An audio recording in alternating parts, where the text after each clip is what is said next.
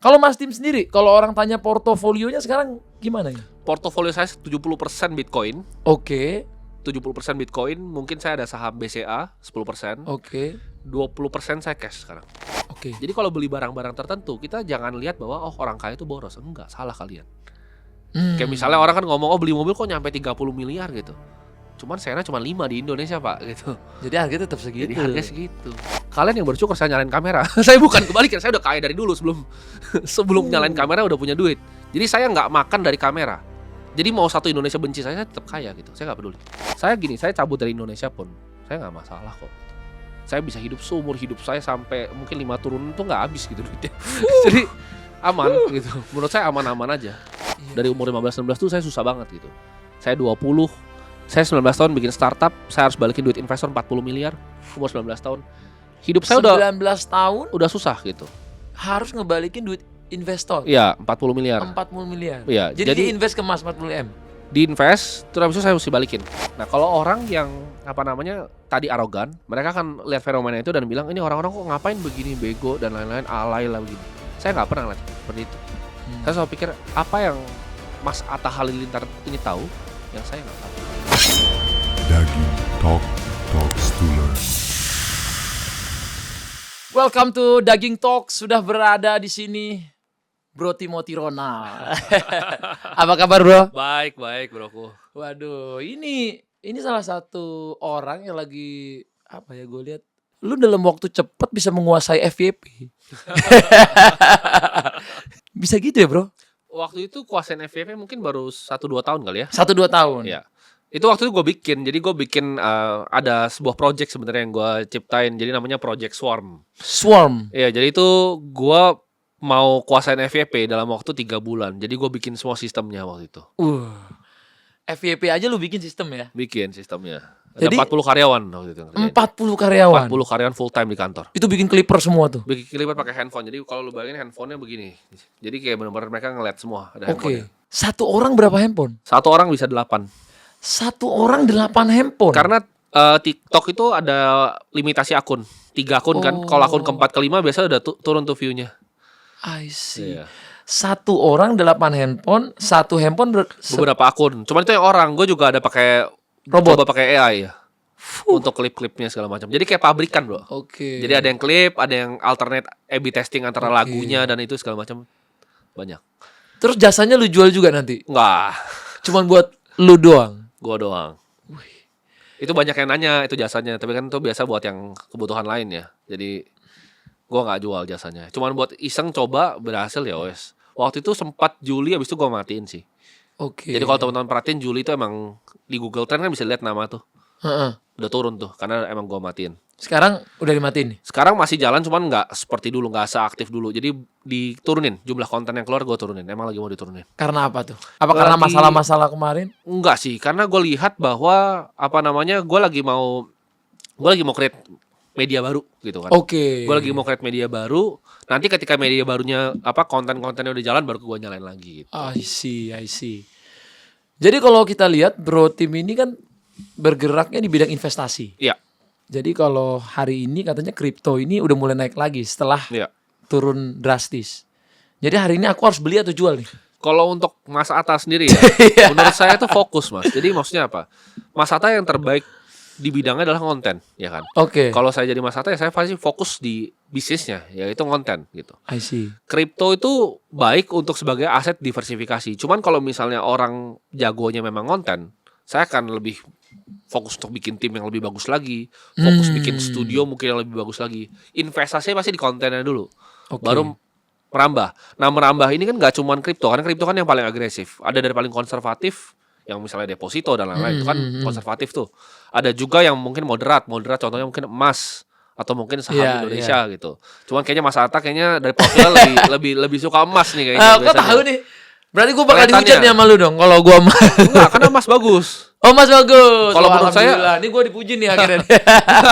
Menurut saya emas itu investasi yang bagus. Karena kan rupiah kita dicetak terus mas. Oke. Emas itu jumlahnya fix, ya walaupun tiap tahun ada inflasinya juga karena kan ditambang ya, makin Iya, banyak iya. sekitar 1-2%, cuman nggak sejauh rupiah atau dolar gitu. Betul, betul. Jadi akan selalu menang, emas sama rupiah sama dolar tuh sampai kapanpun akan selalu At menang. least kan emas itu dari Tuhan ya. Jadi Ya. harus digali, nggak bisa dicetak. Betul, harus Dan- digali. Dan kalau aku lihat sekarang pembelian di bank juga emas itu dibatasi, Mas. Ya. Jadi mungkin di tahun-tahun kemarin itu emas tuh masih bebas dibeli. Lu Ya. mau beli 100 gram, 1 kilo, 2 kilo masih bisa.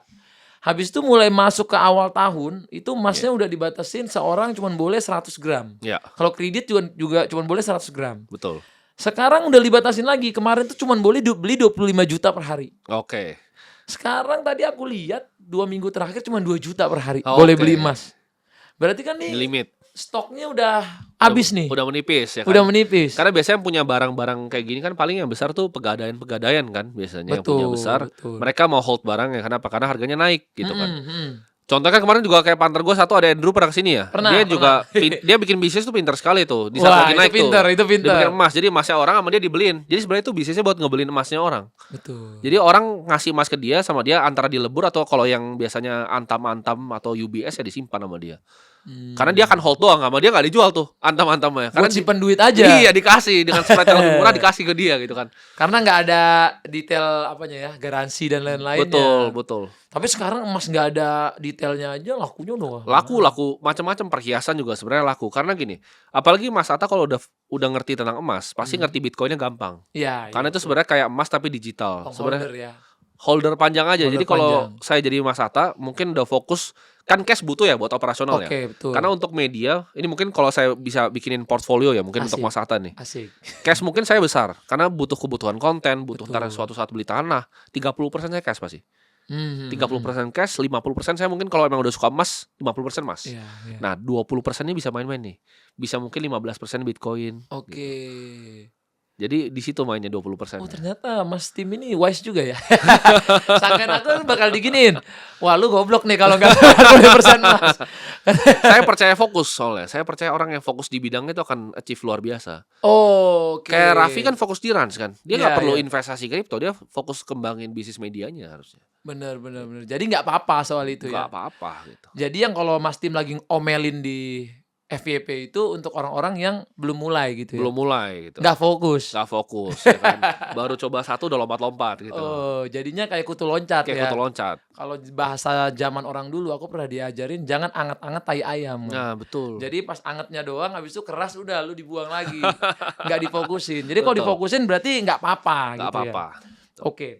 Kalau Mas Tim sendiri, kalau orang tanya portofolionya sekarang gimana ya? Portofolio saya 70% Bitcoin. Oke. 70% Bitcoin, mungkin saya ada saham BCA 10%, Oke. 20% saya cash sekarang. 20% cash. Cash sekarang. Meningkat ya. Meningkat ya. Jadi sekarang lagi ngumpulin cash nih, Tapi dalam bentuk dolar Singapura, dolar cash. Amerika atau rupiah? Saya ada dolar Singapura, Oke. rupiah juga ada. Cuman rupiah sedikit sekali ya, rupiah mungkin di bawah 1% ya. 1%. 1%.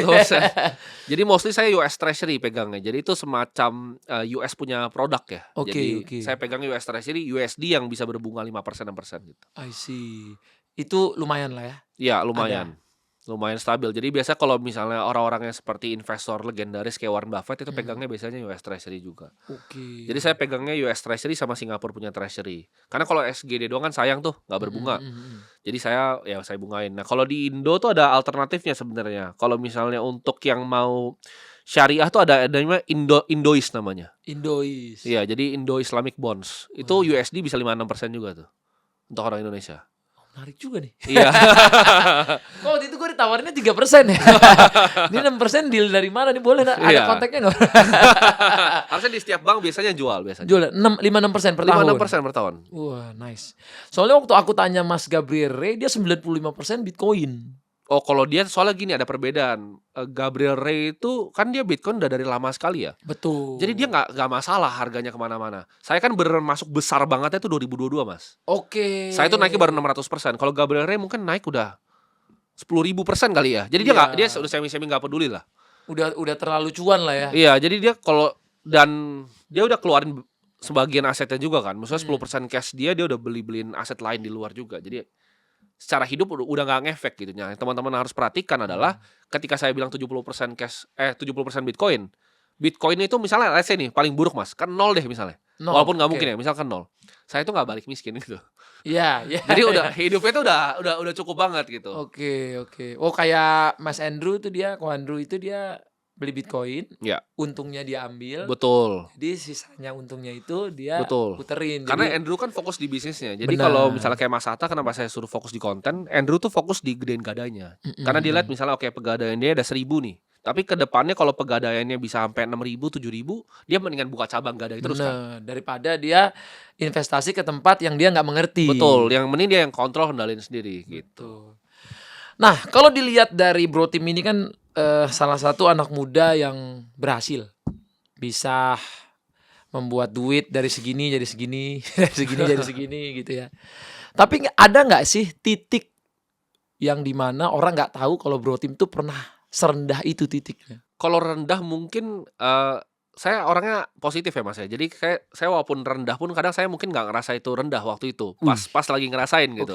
Oke. Ya pernah, karena saya kan dulu kan dari nol ya Mas ya. Jadi saya jualan tuh sedotan pinggir jalan tuh. Sedotan stainless dulu pinggir jalan. Sedotan stainless. Stainless umur 15 waktu itu. Oke. Karena mesti bayar uang sekolah sendiri waktu itu. Itu yang suruh orang tua. Enggak, sendiri.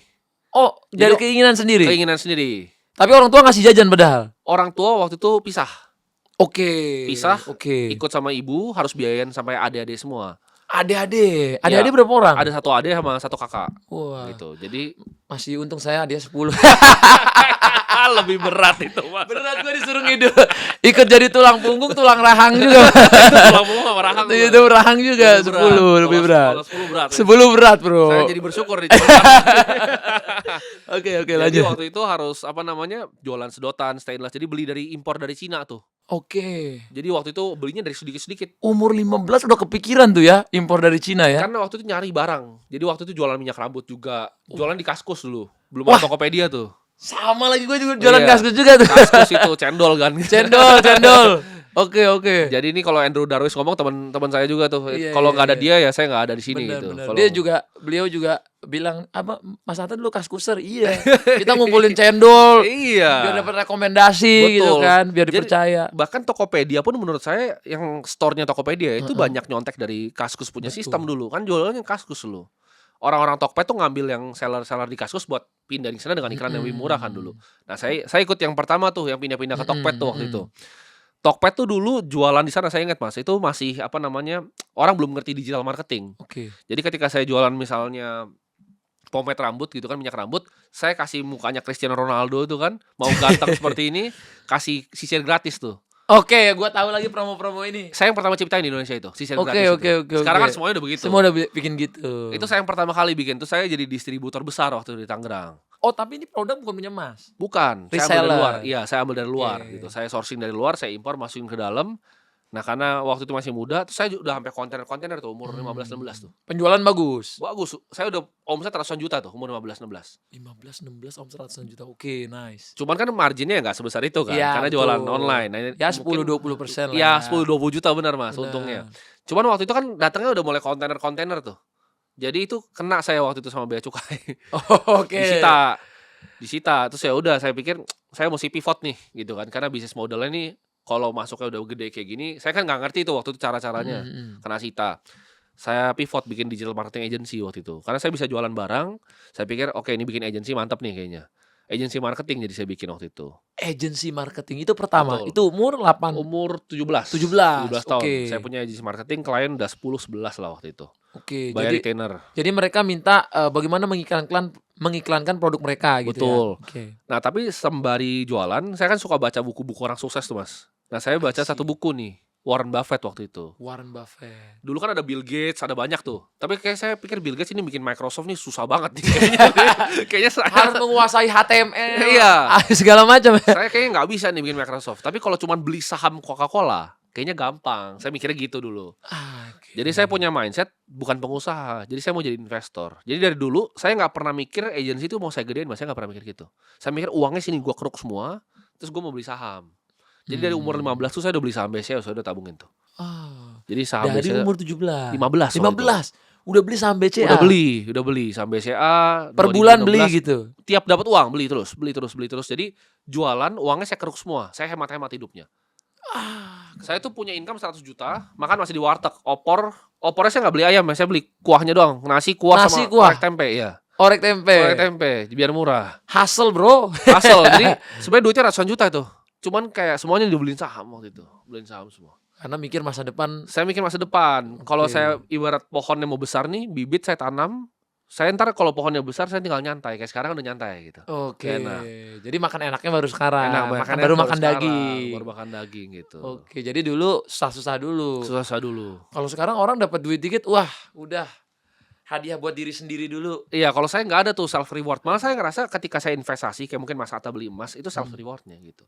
Karena itu Gitu. bayar diri saya buat di masa depan Oke. gitu. Beli jam tangan self reward juga dong. Beli jam tangan ya, saya kadang hobi lah Mas tapi. Tapi itu self reward kan? Kalau jam tangan ada self reward tapi ada investasinya dikit ada. Lah. Ada investasi. Yang teman-teman nggak paham itu kalau sama kayak mobil ya Mas ya. Kalau Heeh. beli barang-barang tertentu itu nggak semua harganya turun. Betul. Kalau itu Gitu. saya setuju. Itu salah satu yang saya lakuin juga. Belinya tapi jangan yang gini, kalau barang itu harus belinya yang super mewah. Iya. Nggak boleh yang tengah-tengah. Tengah-tengah tuh kena tuh biasanya itu. Harganya turun Mas. Iya. Kalau misalnya kayak beli Ferrari nih misalnya California gitu, turun itu harganya. Cuman kalau belinya Ferrari misalnya LaFerrari begitu kan, itu pasti naik. Di atas 488 juga masih naik kan? 488 Pista naik. Pista naik. 458 juga masih naik loh, dari 4 ke 5. 458 ini naik. Masih ya, naik. Masih naik. Tapi emang California susah naiknya. Susah. Kalau Oke. entry level tuh susah naiknya. Jualnya gampang, teman Bener. naiknya susah. Gitu. Tapi Avanza Mas juga nggak naik nggak turun, dia bagus juga tuh Mas. Itu karena Avanza. sebenarnya jumlah mobilnya waktu kan banyak sekali kan. Avanza itu keluar. Tapi itu yang saya sebut dengan inflasi real Mas. Inflasi real tuh menurut saya angka yang mobil asli itu naiknya berapa, rumah itu naiknya berapa, dan uang sekolah anak naiknya berapa. Oke. Nah itu memang bukti bahwa 300 juta zaman sekarang itu beda sama 300 juta 5 Betul. tahun lalu. Setuju. Jadi rupiah tuh tergerus tuh lumayan jauh, menurut saya 10-15% per tahun. 10 Sampai 15%. inflasinya. Menurut saya realnya segitu. Mungkin Mas Atta juga ngerasa kalau mungkin biaya tanah, ya Iya kan? betul. Rumah, Pajaknya. iya 10-15% lah kira-kira. Bahkan Terus. pas saya udah punya anak, punya bini, itu ngerasa kayak kok nih pengeluaran tuh membludak banget. Nggak sesuai hitung-hitungan dulu nih. Iya betul. Sekolah sekarang udah ngeri-ngeri gitu ya. Ngeri sekolah. Wah, ini harus mulai berpikir lagi nih. Kalau barang kan agak sedikit beda. Misalnya contohnya beli Rolex Daytona nih misalnya. Benar. 500 juta ketika dijual dia bisa misalnya 550 atau 600 gitu loh. Oke. Jadi kalau beli barang-barang tertentu kita jangan lihat bahwa oh orang kaya itu boros. Enggak, salah kalian. Kayak misalnya orang kan ngomong oh beli mobil kok nyampe 30 miliar gitu. Cuman sayangnya cuma 5 di Indonesia Pak gitu. Jadi harganya tetap segitu. Jadi harga segitu. Stay. Stay gitu. Atau misalnya jam dibikin cuma 50. Betul, jam cuma 50 sedikit gitu kan. Jadi Karena orang beberapa juga- jam kan keluarannya misalnya jam-jam tertentu keluar tuh cuma paling 1000 piece Mas per tahun di dunia. Iya, betul. Mungkin kalau yang lebih advance lagi misalnya kayak FP Journe itu kan keluar sedikit sekali 600 piece mungkin. Dan Jadi kayak dijualnya bukan hanya bisa di Indonesia, ke luar negeri pun lagi butuh duit bisa dijual. keluar negeri butuh duit bisa jual. Jadi banyak banyak yang kira oh itu mungkin dipakai untuk apa namanya, orang banyak bilang flexing karena mereka nggak ngerti. Cuman kan misalnya keadaan darurat Mas. Iya. Ini let's say keadaan darurat banget deh. Misalnya nggak bisa bawa kripto, nggak bisa bawa apa-apa. Kalau kalian punya jam tangan yang oke, kalian bisa ke Singapura besok. Kalian jual itu bisa hidup setahun loh. Itu mereka nggak kepikiran tuh. Nggak kepikiran. Iya. Tahu-tahu internet lagi mati, ya kan? Betul. Terus duit bank lagi error. Lagi error, iya. Jam tangan nolong ya. Jam tangan nolong bisa gitu. Iya. Berarti Mas kayak tanah gitu juga nggak terlalu ya? Saya tanah itu nggak tertarik, kenapa? Karena properti itu, kalau ini kan saya banyak belajar dari investor luar negeri ya. Oke. Properti itu punya permasalahan di mana lokasi Mas. Maksudnya lokasi itu apa? Kalau mungkin saya tinggal di Amerika mungkin saya main properti ya. Tapi kalau di Indonesia itu menurut saya agak sulit. Kenapa? Karena nggak banyak yang harganya bisa naik di era saya ya. Kecuali kita lahirnya tahun 2000. Misalnya 2000 tuh udah tua gitu. Nah itu enak tuh mainnya. Di Menteng beliin aja semua Pondok Indah. Bener. Kalau sekarang beli di Menteng Mas, itu nggak bakal naik menurut saya. Malah cenderung turun loh. 30% diskon semua. Pondok Indah ini 30% semua rumahnya. Bisa. Market price ya teman-teman, misalnya lihat 20 M ya, tawarnya 13 paling dijual kalau full cash. Sekarang diskonnya jauh Mas. Iya juga, karena gini, memang harganya naik terus setiap tahun. Tapi orang beli nggak di harga itu. Resale value-nya berapa? Iya, jadi misalnya memang dulu belinya 20, terus sekarang udah 50 atau 75 atau Iya. 100 M. Tapi saya lihat kan dijualnya juga susah ya. Betul, coba listing rumah 100M di Menteng yang tawar paling 65, 60. Diskonnya jauh sekali Mas sekarang. Diskonnya. Kalau ada yang beli pun berarti itu yang beli udah kaya banget. Betul, yang beli itu yang kaya banget dan itu udah lebih jarang lah sekarang. Iya, mungkin Zaman duitnya sekarang udah jarang. di atas udah di atas 5T lah ya. Ya, duitnya segitu baru mau Baru beli. dia beli. Opportunity-nya kalau di Indonesia properti itu paling sisa di Bali Mas menurut saya ya. Menurut di Bali. Yang paling bagus. Bali. Itu mungkin kan pelan-pelan naik tuh dari Seminyak, Canggu, mungkin atasnya mungkin Oh, beli-beli. karena dia masih ada harga-harga yang murah ya. Kalau teorinya bener ke atas itu bisa dibeli atas itu. Cuman kayaknya agak susah ya sekarang. Kayaknya lama juga deh naiknya. Lama juga dan kalau misalnya saya mau bikin sesuatu deh di Bali kan kita di Hollywood ada Atlas Iya, juga iya, kan di iya. Bali. Itu emang kalau mau bikin resort kadang emang enakan sewa dibanding beli tanah gitu loh. Ngapain beli gitu. Balik modalnya lama sekali kalau beli tanah. Susah. Bahkan Iya. sewa kalau buat usaha lebih untung daripada dia Jauh harus lebih beli. untung karena gini, yang aset light itu lebih bagus dibanding yang asetnya berat. Contohnya Mas, kalau teman-teman tanya gitu, mungkin perusahaan properti yang top di dunia apa sih? Paling hotel kan, Marriott. Marriott tuh hotelnya, asetnya nggak ada 1% loh Mas tanahnya. Dia nggak ada yang dia punya hotelnya. Bahkan Itu dia punya cuma orang. jual brand ya. Iya, itu yang canggih. Itu baru pintar. Itu baru pinter. Iya, Jadi kayak iya. misalnya saya juga ngomong tuh ke anak-anak di grup ya, di HW juga saya bilang kita harus contek nih gayanya Marriott. Dimana kadang itu bukan aset kita gitu. Jadi misalnya ada yang udah bendera putih nih restoran, nah itu kita take over aja ambil gitu loh. Oke. Nggak usah yang dari nol gitu. Jadi udah mulai begitu kita sekarang Shifting ya. shifting gitu. Keren. Tapi dengan Mas Timothy ini kan orang udah tahu ya dengan segala omongannya tentang investasi. Ya. Ada yang menginspirasi, tapi pasti ada juga kan yang nggak suka. Pasti dong Mas. Kan orang itu kalau naik dia beriringan, Mas. Ya. Nggak mungkin dia suka semua. Ini statement yang bagus banget karena orang tuh kalau misalnya untuk naik pasti ada kontroversi. Kontroversi itu ada yang suka dan ada yang nggak suka. Saya kasih contoh ya misalnya untuk kayak di kalangan teman-teman saya nih Oke. yang pengusaha, investor ya. Kalau saya sebut nama Mas Atta, semuanya pasti bilang oh dia jago media. Pasti ada yang bisa dipelajari. Misalnya Andrew diajak sini pasti mau. Ray datang sini pasti mau. Karena kita ngerasa ada yang bisa dipelajarin dari Mas Atta pasti.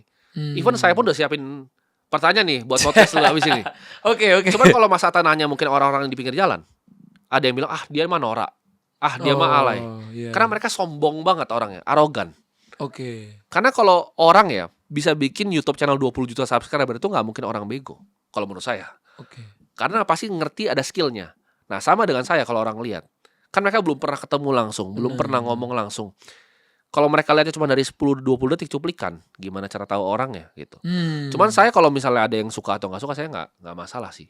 Kan sama kayak Mas Atta mungkin kalau ada orang teriakin di pinggir jalan kan nggak terlalu peduli ya. Nggak peduli. Karena mereka kalau dibuka mungkin asli pinggir jalan juga sebenarnya biasanya. Iya.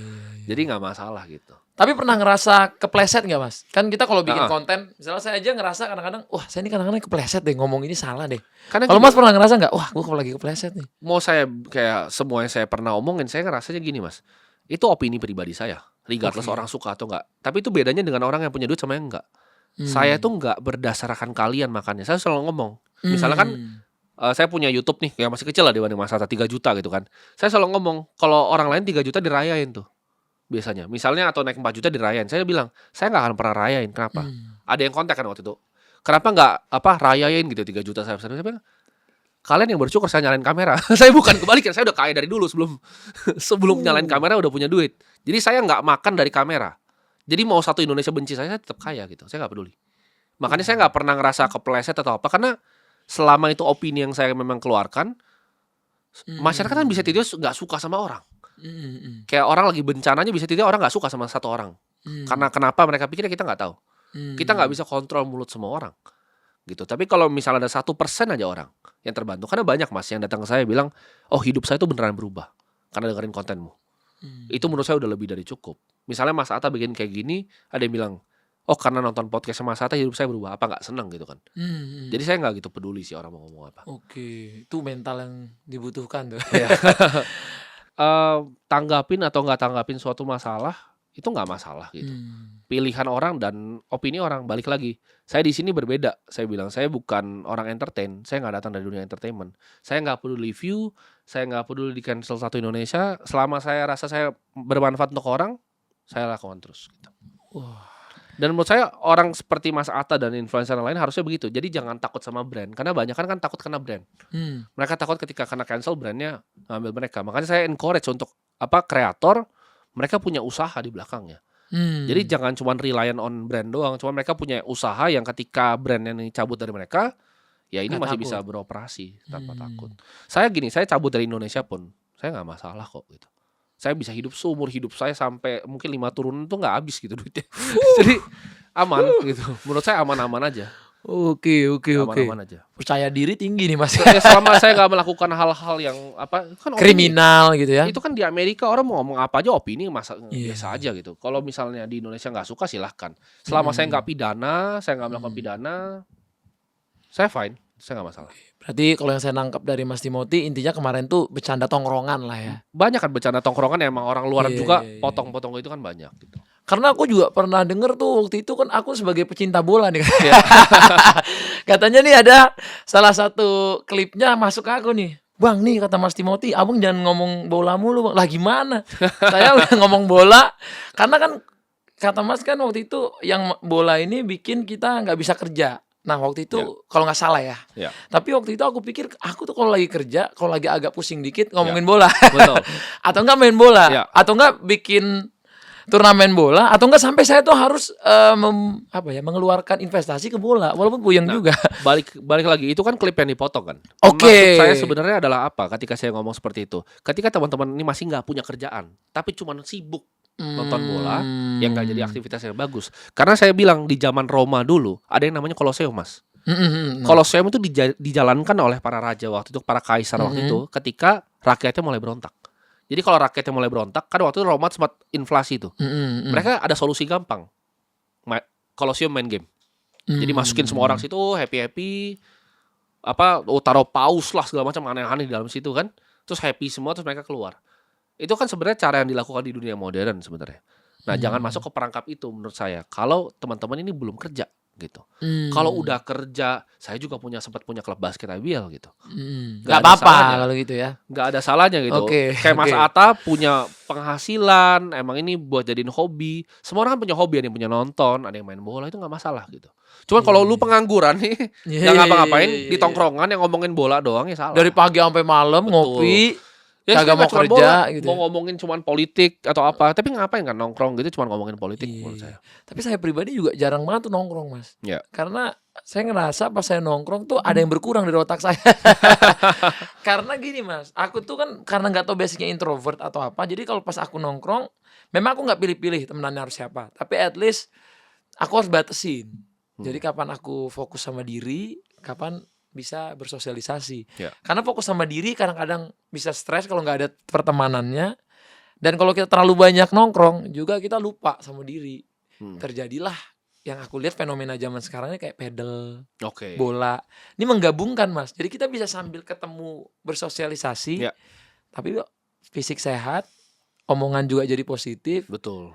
dan mengurangi mabok juga Mas. Betul. Nah, balik lagi. Tapi menurut saya siapapun mau ngomong apapun tuh terserah. Oke. Karena saya sangat suka free speech sih. Jadi orang Free menurut saya speech, oke. menurut saya bebas aja. Orang mau ngomong apa, Mas Atta misalnya suatu saat nanti misalnya nggak suka sama saya ngomongin saya, itu saya misalnya saya nggak akan pernah kenapa-napa gitu. Makanya ya Tapi saya belum pernah sih ngomongin. ya tapi contohnya gitu Walaupun misalnya lagi ada masalah pun aku tuh tipikal yang kayak ngapain nih gue ikutan gitu. Gue Iya, kayak gue tipikalnya kayak mau gue suka apa nggak suka sama orang kayak ya ya gue usahain gue nggak usah. dan masalah kan relatif. Jadi mungkin untuk artis yang berada di dunia itu ketika netizen tuh marah sama mereka ngerasa wah hidupnya Iya. susah. Kalau saya mungkin kurang ya, saya kurang karena dari dulu udah susah banget hidup saya gitu. Iya. Dari umur 15-16 tuh saya susah banget gitu. Saya 20, saya 19 tahun bikin startup, saya harus balikin duit investor 40 miliar, umur 19 tahun. Hidup saya 19 tahun udah susah gitu. harus ngebalikin duit investor Iya, 40 miliar. 40 miliar. Iya, Jadi jadi diinvest ke emas 40 M. diinvest, terus habis itu saya mesti balikin gitu. Jadi jawabannya adalah saya itu udah banyak ngelewatin masa-masa sulit di hidup saya. Kalau cuman kayak begitu itu kecil lah gitu, itu kecil sekali. It's about mentality ya. Iya. Oke. Nah, berarti kan Mas ini sudah bisa bisa banyak ngajarin orang ya kalau aku Iya. lihat di internet. Gimana Mas ngadepin banyaknya murid ini kan nggak semuanya bakal berhasil. Pasti. Apalagi Mas kan ada akademi kripto. Ya. Pelanggannya banyak, segala macam banyak. Kemungkinan berhasilnya kan mungkin nggak lebih besar daripada yang gagal gitu kan. Pasti kan di dunia ini ada hukum Pareto ya, di mana Pareto. 80-20 biasa kan 20% tuh ngasilin 80% resultnya dan Nah, kebalikannya. gimana caranya Mas menanggapi ini gitu? Sama seperti sekolah menurut saya. Kayak bikin sekolahan nggak ada jaminan bahwa lu masuk ke sekolah A lu akan jadi murid yang teladan, disiplin dan sukses gitu kan. Oke. Jadi menurut saya sebagai ibaratnya edukator di sini ya, mau di akademi kripto ataupun di luar ya secara sosmed ya. Saya ngerasa saya bisa ngasih guidance-nya. Kira-kira harus ngapain dan gimana. Cuman kalau ada namanya murid-murid nakal ya nggak masalah gitu. Dan itu menurut saya ya suka-suka orang masing-masing. Toh ini kan saya nggak pernah maksa orang untuk belajar sama saya. Makanya ketika ada yang nggak suka, kalau emang nggak suka, nggak mau nonton, gue peduli setan gitu. Gue nggak Oke. peduli gitu. Jadi Mas punya ini juga ya, punya Akademi kripto statement. pun hobi juga saya. Itu bukan usaha utama. Saya investor gitu. Saya udah lebih dari cukup. Jadi ketika ada yang mau belajar sama saya boleh, enggak juga yowes. Mau unsubscribe saya juga silahkan gitu. Bakal ada diskon nggak tapi Mas harganya? Saya sih Harga kelasnya. Saya sih emang sengaja akhirnya saya filter karena dulu tuh murah sekali. Ini banyak yang salah, banyak yang bilang oh ini jumlah membernya berapa dikali. Itu ngawur. Karena dulu saya bikin itu cuma 700.000 per tahun. Per tahun 700.000. Lah 90-an ribu per bulan, 70.000 per bulan. Awal-awal dan itu udah masuk banyak tuh. Udah ribuan itu. Jadi dari situ pun saya pikir oke, biar tadi avoid yang orang-orang tambah aneh-aneh, ya udah dibikin mahal aja. Biar jadi barrier. Oke, lu kalau mau serius belajar, at least orang yang punya duit segini, itu kalau belajar tuh udah ada logikanya gitu. Karena saya percaya duit itu bisa jadi pengukur seseorang gitu. Oke. Jadi mindsetnya beda tuh. Iya, Orang yang bayar mindsetnya 700.000 sama pasti bayar beda. jutaan beda tuh. Kayak Mas Atta bikin restoran harga 100.000 sama yang steak 1 juta 2 juta, yang datang beda tuh customernya. Yang 100.000 biasa lebih banyak komplain tuh Mas. Sama mau jual baju juga sama. Yang jualan baju seperti LV, yang di atas Dior dan lain-lain, sama yang jualan di murah-murah di Shopee pasti banyakan dikomplain di Shopee. Kenapa? Karena itu memang sifat nalurinya manusia.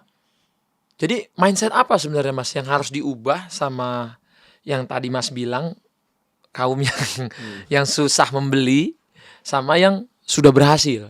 Apa yang harus bisa diubah?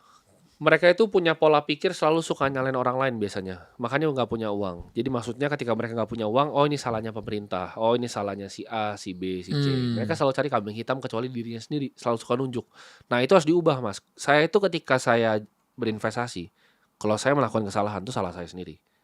Oke. Nah saya selalu bilang, ada rumusnya nih, untuk jadi miskin itu ada rumusnya gitu. Jadi miskin ada rumusnya. Ada rumusnya. 1, itu harus males ya kan kalau mau miskin. 1 harus malas. Karena ada prinsip kalau di matematika namanya inversion. Jadi kita balik nih, biar untuk nggak kesana, biar nggak masuk jurang kita balik.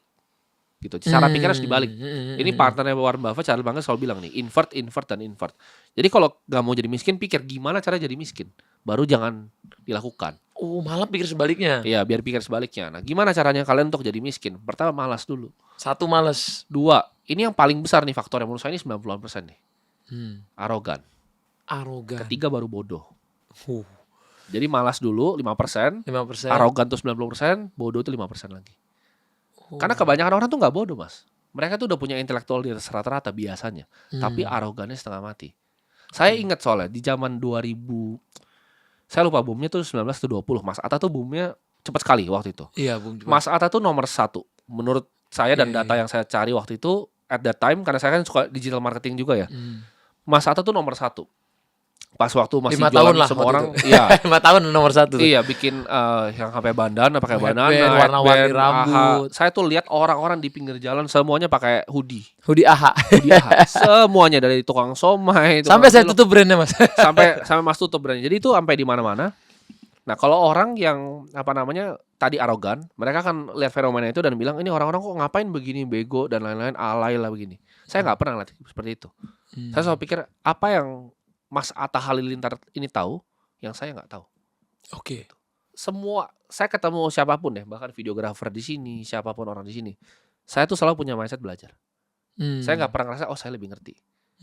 Nah, orang Indonesia itu kebanyakan arogan. Prinsipnya sama nih Mas saya. Jadi kalau ketemu orang harus kayak gelas kosong. Gelas kosong. Jadi kita ketemu sama siapa aja, kita yang diisi. Kalau ngerasa gelasnya penuh terus pas diisi ya tumpah. Betul. Betul. Jadi waktu Mas lihat fenomena itu, Mas termasuk bukan yang hujat berarti ya? Saya nggak pernah hujat. Dan bahkan even teman-teman saya yang pengusaha, zaman itu nggak ada yang pernah hujat.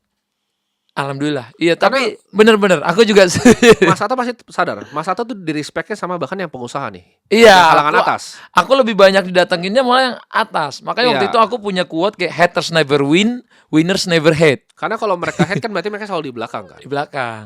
Nggak ada hater tuh yang di depan gitu. Iya, Makanya ketika Mas Atta tanya apakah saya masalah di hate sama netizen atau apa, saya nggak masalah gitu. Silahkan Oke. gitu. Mau riding keretanya juga boleh gitu kan. Jadi kita harus punya mindset gelasnya kosong. Ketika ketemu orang, ini gelasnya Diisi. kosong dulu ya. Wah. Ini menjadi pembahasan yang seru ya. Jadi kalau teman-teman mungkin ngelihat bro tim ini dari Clipper aja waktu ketemu beda juga. Ternyata orangnya chill dan bisa ngobrol apa aja dan asik juga. Sangkain aku bakal bikin wah nonton bola kamu ya. Tapi ini mungkin kita udah masuk ke 3 pertanyaan terakhir ya. Kalau buat anak-anak muda sekarang Mas, dia nggak tahu nih mulai dari mana gitu ya. Apa sih yang harus mereka lakuin Mas? Apa yang harus mereka ubah dan apa yang harus mereka targetin gitu?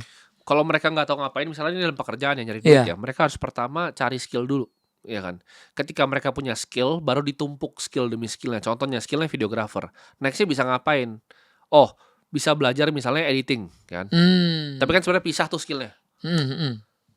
Bisa cari orang lain nih untuk editing untuk dia. Jadi awal dia dari videographer, cari editor, dia ajarin, bisa jadi editornya, lama-lama bikin agency tuh, 2 orang doang. Jadi jangan stay di situ-situ Iya. doang. Terus bisa editing, bisa videografi, bisa 2 skill kan, tambah 1 skill lagi, bisa jualan, bisa sales. Itu paling Jadi penting agency. tuh. Iya, jadi agency Iya, tuh. iya. Nextnya bahkan ketika dia udah bisa jadi sales, dia ngajarin orang untuk jadi videografernya, editornya 2 orang lain, udah jadi sistem tuh. Skillnya ada lagi tuh, manajemen. Nah, jadi skill manajemen manusia seperti apa? Itu udah 4 tuh skill. Jadi skillnya ditumpuk terus. Nah, tumpuk jadi orang kaya pasti.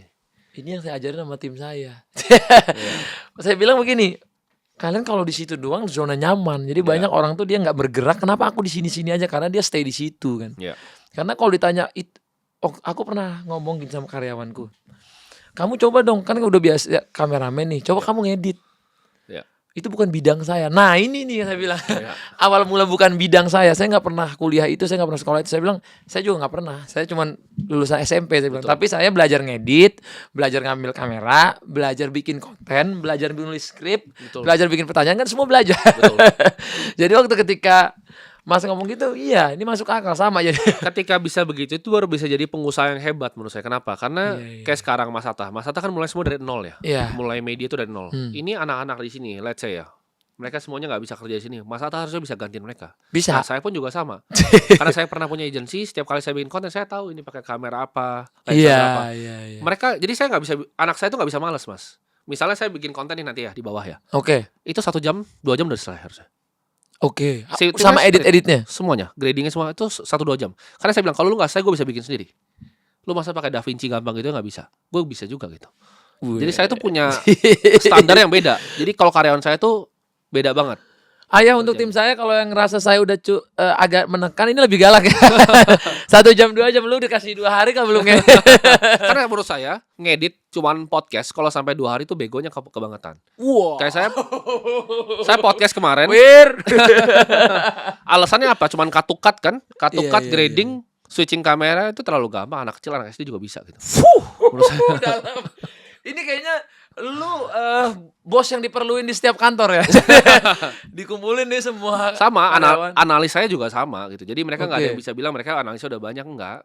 Ulang lagi, jurnalis saya juga sama, Oke. operation saya sama, finance saya juga sama. Berarti kalau satu orang di tempat Mas ada yang kerjanya sebagai clipper, dia harus ngeklip berapa video sehari? Tergantung, saya result base aja. Jadi mereka punya gaji, tapi ketika mereka bagus dapat performance. Saya percaya semua manusia itu di drive by insentif. Oke. Kerja sama saya paling enak dan nggak akan pernah dapat gaji kayak kerja sama saya selalu. Saya pasti bilang, saya timnya lean nih, cuman sedikit. Cuman kalian kalau kalian keluar ya kalian nggak akan dapat gaji yang sama, saya pastikan. Jadi nggak ada yang pernah keluar biasanya kerja sama saya. Malah bertahan ya. Bertahan biasanya. Karena ada bonusnya kalau nyampe Ada ini. insentif gitu. Tapi kalau ada yang orang yang kayak dia nggak berkembang, jadi yang bonusnya nggak dapat. Iya kalau nggak berkembang ya silahkan. Cuman kayak saya, misalnya editor saya udah ngikut saya lama, rumahnya saya lunasin segala macam. Jadi kayak saya tuh sangat nggak hitung-hitungan gitu sama karyawan. tergantung. Tapi outputnya juga luar biasa. Iya, jadi kalau outputnya menguntungkan, nggak mungkin kalau dia Iya. merugikan Mas kasih rumah kan. Kayak kemarin saya podcast tuh, editor saya di lantai di airport ngedit. Harus selesai, nggak peduli saya mau di mana. Ngedit podcast Di lantai, di airport. di lantai. Di lantai. fotoin saya di lantai. 1 jam. 1 jam beres. Oke. Ada buka lamaran kan biar saya pindah-pindahin. Biar saya pindah-pindahin dulu suruh belajar. Kayaknya Mas harus bikin ini juga akademi kerja disiplin ya. Kayaknya perusahaan-perusahaan bakal butuh tuh. Tapi itu culture sih. Memang Oke. culture perusahaan memang saya set dari awal seperti itu. Jadi kita high pace, high performance, nggak suka silahkan Small keluar. team. Semua tim. Itu videographer contoh ya. Tapi di divisi yang lain juga sama. Saya bikin acara nih 1.800 orang itu 1 minggu. Maksudnya preparation cuma seminggu. Oke. Lu kerjain tanpa IO. Kerja sendiri dah. Kerja sendiri ya. Butuh duit berapa? 1,5 M gue kasih. Tapi kerjain beres. Gitu. Oh, jadi nggak boleh ngesap. Nggak boleh. Gitu, kerjain sendiri. Jadi kalau dia nggak punya kemampuan itu, udah lu pokoknya Udah, out. lu cari kayak di AI, ChatGPT, lu searching kayak. Cari. Oke, mungkin ini terakhir ya. Ketika misalnya ada teman-teman di luar sana punya duit gajiannya, misalnya anggaplah dia gajinya tuh 2 juta sampai 5 juta, bro. Ya. Kira-kira bisnis apa yang dia bisa lakukan? Gini, bisnis tuh sangat sulit ya. Maksudnya apa? Banyak yang bisnis tuh lebih banyak nggak berhasil dibanding orang yang bekerja. Jadi saya nggak saranin semua orang tuh jadi pebisnis. Oke, jadi saran bro nggak semua orang Nggak harus jadi pebisnis. Saran saya pertama mungkin tergantung bidangnya. Ini mungkin karena media biar gampang kita contohin media ya. Misalnya videographer gitu kan gaji segitu. Saya bakal invest beli kelas tentang videografi pasti. Oke. Biar bisa gajanya gimana caranya jadi 8,5 nih. Oh, Jadi jadi 10. meningkatkan kualitas diri. Betul, kalau misalnya invest saham kan susah double. Tapi kalau dia invest diri sendiri double tuh gampang. Hmm. Invest diri sendiri kali 5 juga gampang. Hmm. Videographer yang misalnya tadinya cuma bisa pakai kamera Sony, bisa operasin ARRI, naik kan? Naik. Gitu. Belum dia bisa breaking lebih film. jago lagi, ya film naik. Naik. Ya kan? Tergantung pemahaman gitu. Akan bisa naik. Jadi ketika dia skillnya naik, itu menurut saya investasinya lebih bagus tuh. Jadi kalau 2-5 juta, spesifik ya 2-5 juta, itu fokus untuk tingkatin skill, Mas. Invest di kelas-kelas yang bisa memperbaiki diri Oke. kalian. Beli buku gitu kan, misalnya tentang seni videografi atau apa, buku, kelas, nonton YouTube tiap hari. Jadiin, ini kata-kata dari Kobe Bryant nih, pemain basket favorit saya. Jadiin dunia itu perpustakaanmu. Jadi ketika saya waktu itu mau jadi investor, dunia ini tuh jadi perpustakaan saya. Mas Sata tanya semua perusahaan yang ada di Indonesia TBK, saya bisa jawab laporan keuangan di luar kepala. Semua. Jadi dunia itu jadi dunia saya, Mas. Jadi perpustakaan dunia. Bahkan di Amerika S&P 500 ticker apapun tanya saya bisa jawab semua. Kripto top 100 tanya saya bisa jawab semua. Circulating supply-nya berapa, harganya berapa sekarang. Dunia itu jadi dunia saya. Jadi harusnya sama ketika misalnya dia mau jadi videographer, semua tontonan dari pagi sampai malam tuh harusnya itu. Tingkatin skillnya sampai segila itu, harus jadi konsisten, Mas. Ini bener banget. Kayak misalnya mau jadi media nih, mau Mau jadi jadi nomor media. 1. Karena keras, Mas, persaingan apalagi entertain ya. Entertain Benar, keras sekali. benar. Jadi banyak orang-orang baru yang hebat, banyak Betul. yang anak-anak muda punya inovasi yang baru. Betul. Harus kembangin terus kalau itu nggak jadi makanan sehari-harinya Nggak pasti bisa. kelewatan sama orang lain nanti. Kelewatan. Iya, itu dia. Dunia kompetitif soalnya. Karena kalau kita lihat juga apa ya, banyak orang mau jadi sesuatu tapi dia nggak usahain hal itu dan belajar kan, Mas. Ya, Jadi dia betul. cuma lihat orang itu kok bisa gitu. Iya. Nah, kayak contoh dulu, Mas. Aku kan dulu sebelum jadi content creator ini pengen jadi atlet. Iya. Salah satunya adalah atlet futsal atau bola. Jadi dulu itu aku pertama kali ngeditin video pemain bola A, misalnya namanya Ricardinho. Itu semua match dia dalam satu musim itu, misalnya dia adalah 50 match atau 100 match. Yang ada misalnya video cuma 50-nya aku download, aku edit setiap menit dia megang bola dan pergerakan tanpa bola. Nah, itu. Sampai waktu dia passing, oke, kalau orang passing dari belakang, dia akan nyambutnya pakai kaki kanan dulu apa kiri dulu. Tuh aku tulis. Dia akan nyambut kaki kanan dulu ketika dari belakang. Ketika dari depan dia akan injek bolanya di roll ke depan. Tuh aku catat satu, Mas. Jadi pada saat itu aku main tarkam, Mas. Aku latihan fisik dan lain-lain. Itu kepake, Mas. Makanya aku waktu sekarang orang bilang, ini artis kok main bola lumayan bagus. Karena aku bener-bener nyatet, Mas, dulu. Sama. Saya juga ketika misalnya olahraga, contoh main basket. Kan saya SMA lumayan serius ya. Iya. Jadi ketika saya main di SMA, ketika Kobe Bryant gerak sama, saya catat gitu kan. Bener. Oh, dari triple threat nih gerakannya ngapain nih? Di jab dulu, langsung dilewatin, Iya. dia fake-nya kemana, saya ikutin semua. Wah, itu berarti udah jadi rumus ya. Ini bukan saya sendiri yang ngomong ya. Ini kemarin saya ngomong, orang selalu ngapain Bang dicatat-catatin. Menurutku setiap move yang aku catat ketika di lapangan itu aku coba praktekin itu kepake. Iya, Jadi kan. inputnya dapat. Sama ketika di dunia investasi, Warren Buffett tulis apa saya dengerin. Lakuin. Ketika dia bikin video apa, interview di mana saya tonton. Semua bukunya 100 kali bukunya saya yang tentang dia 100 biji, 80, 100 ada kali. Udah selesai saya baca gitu. Jadi kalau Mas ditanya 5 idola Mas siapa aja? 5 ya. 5, 1 sampai 5 atau 5 Waduh. sampai 1. Ini Kalau masih hidup. 1 mungkin udah banyak. Ini masih hidup atau meninggal juga boleh. Meninggal boleh. Atau hidup aja lah Mas biar gampang orang searchingnya. Waduh, hidup ya. Hidup. Hidup itu 1 pasti Warren Buffett. Warren Buffett. Oke, Idola ya. idola. 2 itu mungkin Elon Musk. Elon Musk nomor 2 ya. Karena Oke. menurut saya visioner luar biasa. Visioner, pinter juga dia. Pinter juga. Nomor 3 ya. Waduh, ini banyak ini idolanya. King James. Basket. Nggak, mungkin idola saya kebanyakan di dunia usaha ya. Mungkin Oke, ini oke. Changpeng Zhao yang bikin Binance. Sang Peng Chow. Oke. CZ yang bikin Binance. Yang bikin Bitcoin? Itu kan grup atau orang nggak ada yang tahu ya. Iya, iya, oke. Jadi mungkin enggak. Nomor 4 saya sih suka Larry Ellison yang bikin Oracle. Oke. Yang Larry lagi investasi di medianya heavy banget nih. Heavy banget. Akuisisi- Lagi gila-gilaan. akuisisi ya. Paramount semua disikat sama dia. Wah. Larry Ellison 5 itu mungkin 5 ya idola ya. Idola saya nggak banyak. Dari Indonesia nggak ada berarti? B.J. Habibie mungkin? Indonesia ya. Mungkin terakhir orang Indonesia gitu Yang kan. masih hidup mungkin Pak AS ya, Anthony Salim ya. Anthony Salim. Ya, menurut saya businessman Dahsyat. nomor Top, 1. itu top. Real nomor 1 itu. Wah, seru banget nih pembahasan dan pembicaraan hari ini. Tapi ada satu yang gue lupa nanya. Bro, target punya anak umur berapa? Punya anak ya. Jadi Apakah mungkin ada nggak sih target, Bro?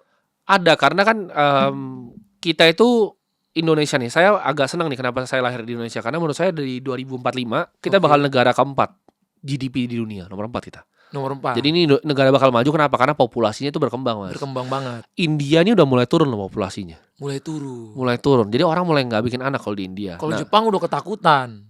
kayak Korea aja Mas, belum tentu ada lagi 50 tahun dari sekarang. Kenapa? Karena jumlah populasi. Roma itu bukan kalah karena diserang sama barbarian, tapi karena jumlah populasinya. Sampai ada pertukaran rakyat juga kan? Betul. Untuk India masuk ke Betul. Jepang karena Betul. susahnya populasi. Susahnya populasi. Menurut saya Indonesia ini harusnya masih bagus. Dan menurut saya ya pasti siapa sih yang sebenarnya nggak pengen punya anak kan ibaratnya. Kalau orang yang Tapi ada juga kan Mas yang dia oke aku maunya child free gitu. ada, tapi menurut saya itu nggak bagus untuk dunia kan. Untuk diadopsi. Kenapa? Karena kalau begitu semua ya kita di bawah replacement rate itu 2,1 harusnya. Di bawah 2,1 anak ya kita mundur ke belakang kan. Humanity ini kita kan sebagai manusia harus punya suatu goal kan. Kalau kita nggak mencapai ini ya menurut saya kemunduran. Karena yang saya lakukan seumur hidup saya itu cuman gimana caranya manusia jadi spesies yang lebih maju. Udah itu doang yang saya pikirin. Oh. Tapi ketika Mas punya anak ada nggak kepikiran akan slow down? Karena aku ngerasa waktu punya anak aku ngerasa pengen dunia aku lebih slow down. Jadi kayak aku nggak mau jadi nomor 1. Ini nggak bisa ngomong ya Mas, karena saya tuh nggak, saya biasanya nggak suka ngomongin yang belum pernah saya alamin. Teman, ini kan saya juga sering pikirin ya. Iya. Jadi mungkin saya Coba bisa sama tambahin. tuh lagi mandi gitu kan, tapi Iya. aku lagi mau tidur gitu. Cuman ini mungkin teman-teman take it with a grain of salt karena saya nggak punya anak dan saya nggak suka ngomongin sesuatu yang saya belum alamin. Oke, ya. oke. Cuman saya mikirnya seperti ini. Saya tuh pengen bikin ibaratnya dinasti yang nggak cuma tahan 100 tahun tapi 500 tahun. Oke. Karena saya ada banyak yang saya mau capai di hidup saya. Maksudnya saya kan ada misi mau bangun 1000 sekolah. Saya bikin manusia tuh energi mau lebih efisien. Dan itu butuh generasi yang turunnya bagus. Maksudnya apa? Jangan habis di generasi 2, jangan habis di generasi 3. Jadi pasti saya didik dengan cara-cara tertentu. Maksudnya gini. Oh, mereka mau misalnya jadi pemain bola boleh. Cuma mereka harus punya kemampuan finansial yang prudent. Nggak usah gandain, tapi jaga aja. Jaga kekayaannya. Jadi saya mau set up sebuah family office yang sekarang udah ada di Singapura. Itu saya mau jadiin lintas generasi. Saya udah siapin dari umur 25. Jadi ini Oke. bakal lintas generasi. Karena saya yakin uang yang saya bikin dengan kemampuan saya itu nggak akan cuma 30-40 triliun pas saya mati. Mungkin bisa ratusan sampai kalau dikasih Tuhan ya ribuan gitu. Saya pengen turunin tuh nanti. Jadi ketika saya udah mati pun sekolahnya masih bisa dibangun terus Mas. Dengan fund tadi itu sekolah bisa dibangun. Saya pengen bikin ya ibaratnya kalau negara kan punya danantara ya. Iya, Saya pengen iya. punya danantaranya saya sendiri pribadi gitu. Itu targetnya. Timothy Nantara. Siapa tahu kan? Iya, saya pengen punya dan dana abadi yang sampai saya mati pun dana itu bisa dipakai untuk masyarakat banyak. Oke, jadi anak-anak Mas ini harus bisa melanjutkan lah. Iya, jadi Cita-citanya. dididik secara finansial. Kalau tadi pikiran yang mandi-mandi saya sebenarnya ada nih, saya nggak pernah share ya. Cuman saya pikir gini, jadi ketika misalnya dia dari SMP udah saya kasih uang jajan yang lebih banyak dibanding seharusnya. Oke. Cuman uang jajan itu harus dipakai untuk berinvestasi untuk dia kuliah. Jadi kalau dia dia gagal, lu gak usah kuliah. Kalau lebih lu mau beli Ferrari, mau beli apapun silakan. Oh, jadi bro kasih duit jajan Ya, yang lebih dari seharusnya. yang lebih dari seharusnya. Tapi itu harus yang lebihnya itu harus diinvestasikan. Oke, ini Untuk dana pas dia umur kuliah. berapa nih? Mungkin dari umur 10 saya udah ajarin nanti. 10 tahun. Tapi kalau di bawah 10 kan belum ngerti kan? Di bawah 10 mengerti. Mungkin 10 11 ya umurnya Warren Buffett lah, 11 lah saya ajarin. 10 11. Udah harus bisa. Udah harus bisa. Jadi mereka dia harus kasih itu setiap minggu dia review sama saya. Tesisnya apa? Kenapa beli itu? Oke, kenapa beli saham itu? Iya, karena saya nggak perlu dia jadi pengusaha, dia harus jadi investor. Kenapa? Karena saya udah bikin duitnya, nggak usah capek-capek lagi, tinggal turunin. Oke. Dan saya akan tekanin bahwa uang ini bukan uang kamu, ini uang untuk bantu masyarakat. Kamu Oke. tuh shepherdnya untuk turunin ini ke bawah. Berarti Mas harus punya istri yang bisa satu Manage visi itu. misi juga Betul, harus bisa manage itu. dan harus pinter juga. Harus pintar juga pasti. Lebih penting pinter apa cantik?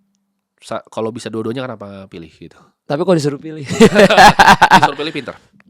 daripada cantik. Iya. Wah, beda. Cuman nih. laki-laki sulit ya kalau Sulit. pilih yang pintar, cantik. Jadi harusnya pilih yang dua-duanya gitu. Ya, itu goalsnya. Iya. Tapi kan pasti setiap perempuan ada plus minusnya. Tapi emang Iya. ada yang bisa dua-duanya. Ada jarang dan ya. Berarti udah dapat dong. Sekarang sih sudah. Wah. Berarti yang di berita-berita benar ya? Waduh. Oke, itu gak usah dijawab. Terima kasih Ya, Mas. Thank you udah sharing-sharing di sini. Nanti kita ada juga di podcastnya Mas Timothy. Aku nggak tahu bakal nanya apa, Ya. tapi overall sharing di sini semoga jadi daging buat teman-teman di luar sana. All the best Mas buat Ya. semua usahanya dan buat hubungannya. Semoga jadi hubungan yang makin bikin kaya raya dan sukses dan bermanfaat banyak orang. Thank you. Thank you.